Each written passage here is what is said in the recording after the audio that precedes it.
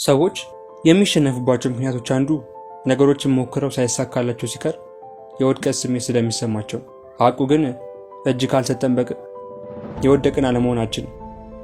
በአንድ ነገር ሳይሳካልን ከቀረ ብዙ ጊዜ እንደገና ለመሞከር ድፍረቱ አይኖረን። ከዚህም የተነሳ ደጋግመን በመሞከር ልናገኘው ወይም ልንለማመደው ከምንችለው ባነሰ ነገር ላይ ተዝናንተን እንቀመጣለን። እውነታው ግን ምንም እንኳን የተቻለን ሁሉ ብናደርግ ነገሮች ይሰራሉ ብለን ተስፋ ባደረግነው መንገድ የማይሰሩበት ጊዜ መኖሩ ነው። በአንድ ነገር ወይም በጥቂት ነገሮች ላይ ይሳካልን ይችላል። ነገር ግን ይህ በህይወታችን የወደቅን መሆናችንን አያመላክትም። እነዚህ ጊዜያዊ እንቅፋቶች የህይወት አካል መሆናቸውን በእውነት ስኬታማ ለመሆን ከፈለግን እነርሱም መለማመድ እንዳለብን አምናለሁ። ወደ ስኬት መንገድ ስንራመድ ሳለ ጥቂት ነገሮች ሳይሳካሉ የሚቀሩ ትሁት ያደርጉናል። ልንማር የሚገባን አንድ ነገርም እንድንማር ያደርጉናል።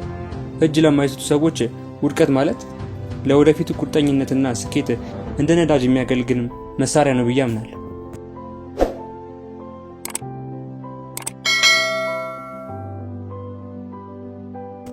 ዛሬ የምነግራችሁ በህይወታችን ውስጥ የሚያጋጥሙ 3 ታላላቅ የህይወት ወጥመዶችን ነው።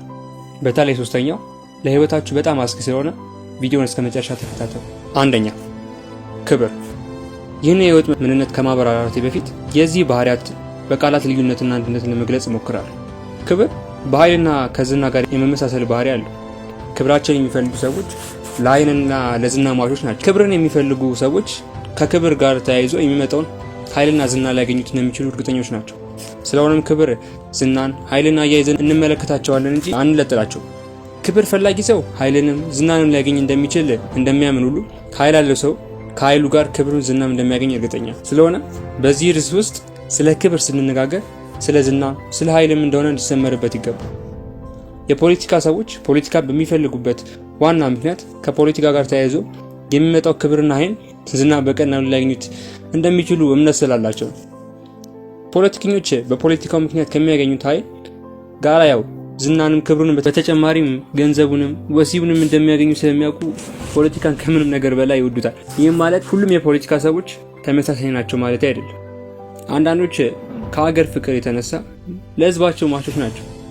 ሌሎች ደግሞ በግዴለሽነትና በራስ ወዳድነት የራሳቸውን ዝናና ክብር ለማግኘት የሚሯሯጡ ናቸው። ክብርን ፍለጋ የሰውን ሁሉ ፍላጎት ቢሆን ወጥመድ ነው።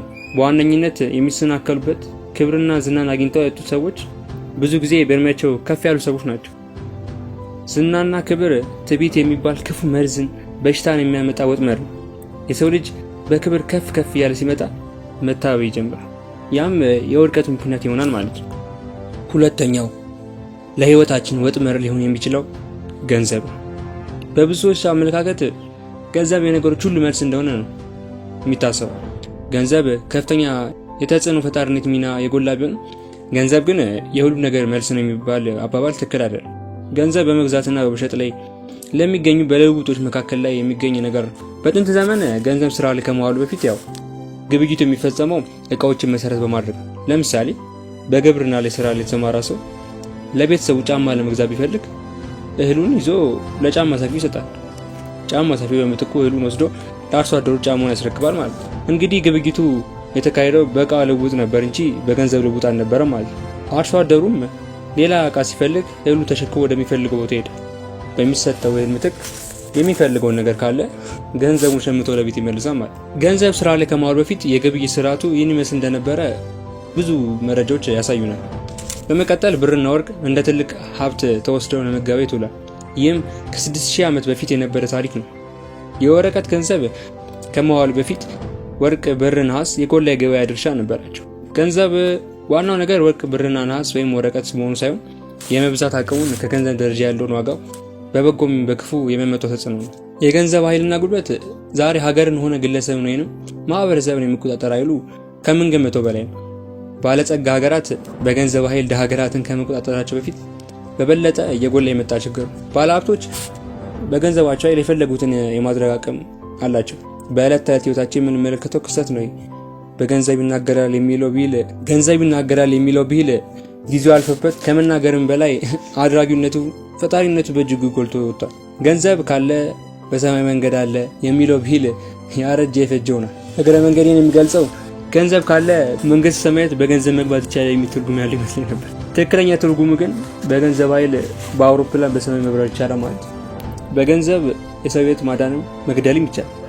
በገንዘብ ኃይል ሰውን ሀገርን መግዛት ይቻላል።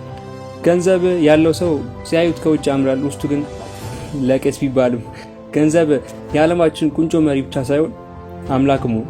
ታዲያ ገንዘብ ሰዎችም መግደልም እንደሚችል በዚህ ውስጥ ማየት እንችላለን። ሁለተኛው የህይወታችን ከባድ ወጥመድ ገንዘብ ነው። ሶስተኛውን ከባዱንና አደገኛውን የህይወታችን ወጥመድ ከመናገር በፊት ለቻናሉ አዲስ ከሆናችሁ ይህን ቻናል ሰብስክራይብ በማድረግ ለሌሎች እንዲደርስ ሼር ማድረግ አይደል። ሶስተኛው የህይወታችን ወጥመድ ወሲብ ነው። ያው የዚህን ቃል ትርጉም ለመስጠት የአማርኛ መዝገበ ቃላትን ማጋለጥ አላስፈልገኝም።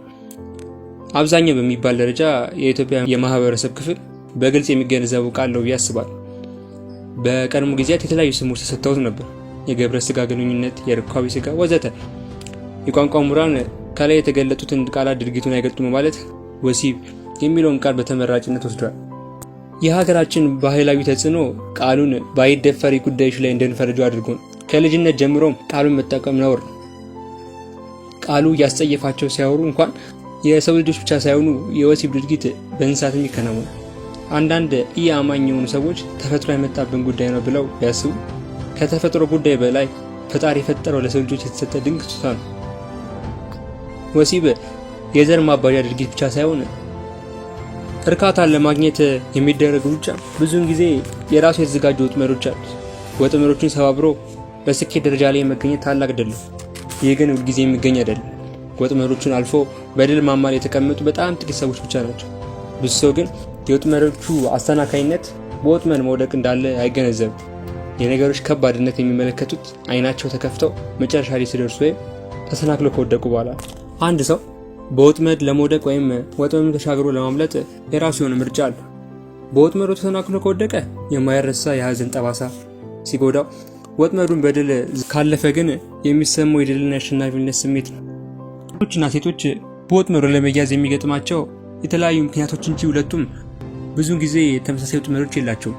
በተለምዶና በተደጋጋሚ እንደሚነገረው ወንዶች በወጥመድ የሚያዙት በእይታ ሲሆን፣ ሴቶች ደግሞ በአካላዊ መነካካት ወደ ወጥመዱ ሰተት ብለው ይገባል። ታዲያ እነዚህን ከባድ የህይወት ወጥመዶች እንዴት እናልፋቸው እንችላለን የሚሉ የብዙዎች ጥያቄ ነው። ይህንም ጥያቄ በተከታታይ ልመልስላችሁ። በእነዚህ ወጥመዶች በምንወድቅበት ጊዜ ምንጊዜም ቢሆን መንገድ መሮን እንድታውቁ ፈልጋለሁ። መንገዱ ላይሆን ይችላል፣ ቀላል ላይሆን ይችላል፣ ምቹም ላይሆን ይችላል፣ በፍጥነትም ላይመጣ ይችላል። በላይ በስር በዙሪያ ወይም በውስጥ መሄድ ይኖርባቸው። ነገር ግን ዝም ብላችሁ ብትቀጥሉና እጅ መስጠትን እምቢ ብትሉ መንገዱን ታገኙታላችሁ። ስለዚህ የመጀመሪያው ከዚህ ወጥመድ ልንወጣበት የሚገባው አንደኛው ነገር መንገድ የለም ማለት የለብን። ሁለተኛው ስለ ራስህ ከቶ እጅ መስጠት የለብን፣ ምክንያቱም ስለ ራሳችን ይመለከተናል ማለት ነው። ሶስተኛ ፍርሃትን እምቢ ልንለው ይገባል። አራት ፍርሃትን መጋፈጥ መልመድ ያስፈልገናል፣ እንዲሁም ዋጋ ያስከፍለናል። የአሸናፊነትን መንፈስ በውስጣችን ልናሳድር ይገባል ማለት ነው። ስለዚህ ውድ የቻናሌ ቤተሰቦች እነዚህን ወጥመዶች የማናልፍበት ምንም ምክንያት የለም። ስለዚህ ጠንክረን ህይወታችንን ልንቀጥል ይገባል ማለት ነው።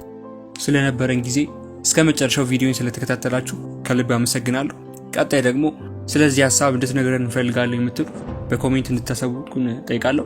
ቻናሉ አዲስ የሆናችሁ ይህን ቻናል ሰብስክራይብ በማድረግ ለሌሎችም እንዲደርስ ሼር እንድታደርጉ ጠይቃለሁ።